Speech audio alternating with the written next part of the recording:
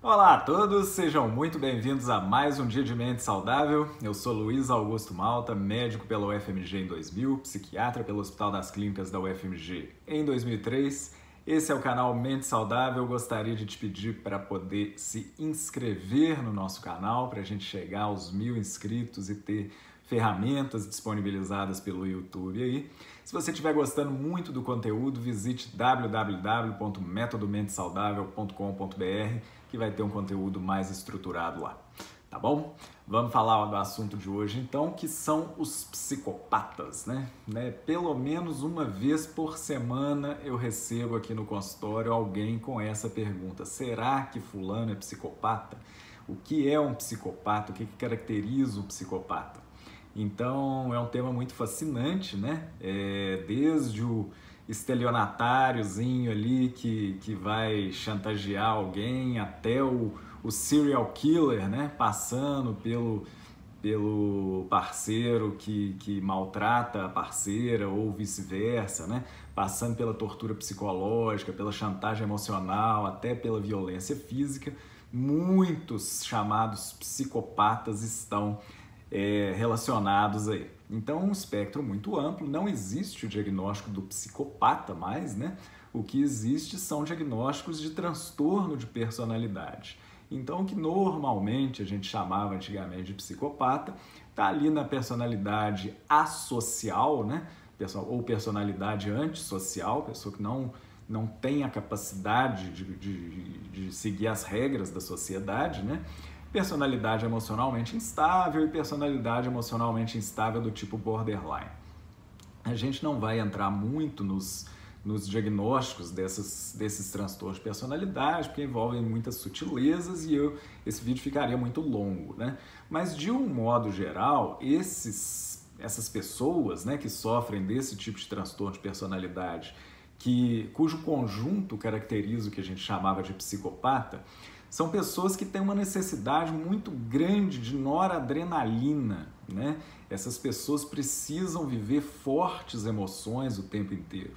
Então são pessoas que se submetem a riscos que muitas vezes outras pessoas não aceitam, são pessoas briguentas, são pessoas que indiscretas sexualmente, né? Muitas vezes isso tudo está relacionado porque essa pessoa tem um vazio dentro de si tão grande que ela precisa dessa noradrenalina, né? Esportes radicais, enfim, várias coisas aí que geram muita adrenalina, né? Sejam elas lícitas ou ilícitas, né? Benéficas ou prejudiciais. A pessoa que sofre desses transtornos faz de tudo para poder ter acesso àquela descarga de adrenalina. Muitas vezes tem uso de droga relacionado, principalmente drogas noradrenérgicas, né? Como cocaína, anfetaminas, né? Êxtase e esses conjuntos de drogas sintéticas que são estimulantes, né? Isso tudo também costuma fazer parte aí do conjunto apresentado pelos chamados psicopatas para nós. Então, a característica principal é essa: a pessoa precisa do jogo, ela precisa da adrenalina ali para poder se sentir viva, para poder lidar com o vazio que acompanha ela o tempo inteiro. Então, feita a explicação aí de como que ele funciona do ponto de vista médico, né? Como é que você pode reconhecer um psicopata, né? Quais são características indicativas de que a pessoa pode estar nesse aspecto aí, nesse espectro aí do transtorno, desses transtornos de personalidade? A primeira delas, né, é o vitimismo, né? A pessoa sempre se coloca como uma coitada, né? É sempre, poxa, aquele sócio que me deu o cano, aquele cliente que não me pagou, aquele relacionamento que na hora que eu estava melhorando ela não foi compreensivo, né? Então é sempre a vítima, né? Sempre a pessoa que estava por um fio para acertar e foi apunhalada pelas costas, né? A pessoa não estendeu a mão ali para ela. Então o vitimismo, né, é uma característica muito marcante do psicopata, né? Ele sempre acha que o mundo está em dívida com ele, né? É uma das primeiras características aí.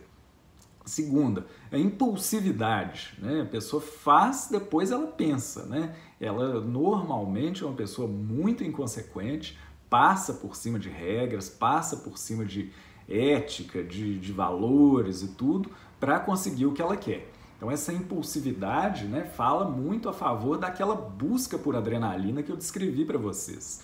Então o psicopata, de um modo geral, ele é muito impulsivo, ele não pensa para fazer, né? Não é que ele não pensa duas vezes, não, ele não pensa, né? Ele quer, ele faz.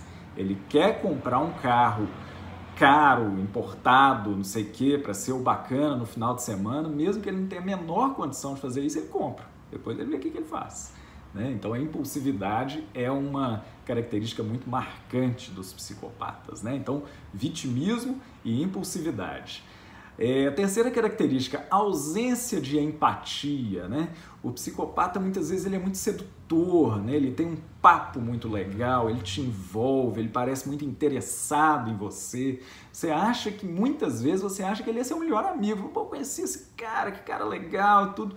Mas se você for esmiuçando o discurso dele, você vai ver que o discurso é sempre centrado nele, né? É sempre uma coisa assim que você está falando, é como se você estivesse falando para as paredes, né? Então ele fala lá, poxa, minha mulher me traiu, eu não sei o que aconteceu, eu era um ótimo marido e tudo, aí você fala, poxa, eu também estou com problema com minha mulher e tal. Ele nem ouve, né? Essa ausência de empatia, essa falta de interesse pelo mundo do outro, esse autocentrismo do psicopata, né, também é muito característico, mesmo que ele pareça ser muito simpático. Né? Simpatia é diferente de empatia. Ele não entra no seu universo se você observar com mais atenção. Né? A falta de culpa, né, é outra característica também. Ele não se arrepende, né? Ele não consegue se arrepender, ele não consegue falar, putz, pisei na bola demais com aquela pessoa, não sei o que eu vou fazer. Tudo. E ele não tá nem aí, ele é do jogo. Né? Se ele ganhou o jogo, é um bobo, o outro é um bobo. Se ele perdeu o jogo, o outro é um sacana, é um babaca, Mas ele não tem culpa, ele não consegue visualizar a parcela dele, o ônus dele naquela situação.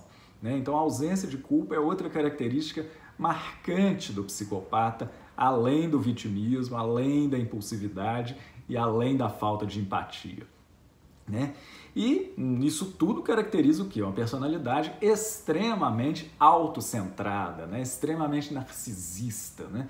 A pessoa que é o centro do universo, ele é tão confiante, né, nesse jogo todo que ele faz, que ele se acha melhor do que todo mundo, num sentido de tentar reforçar a vaidade dele.